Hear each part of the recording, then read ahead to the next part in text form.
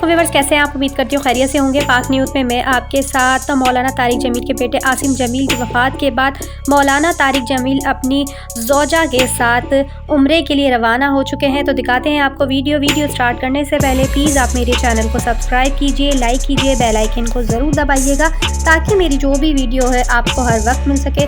दिखाते हैं आपको फुल वीडियो तारिक जमील की।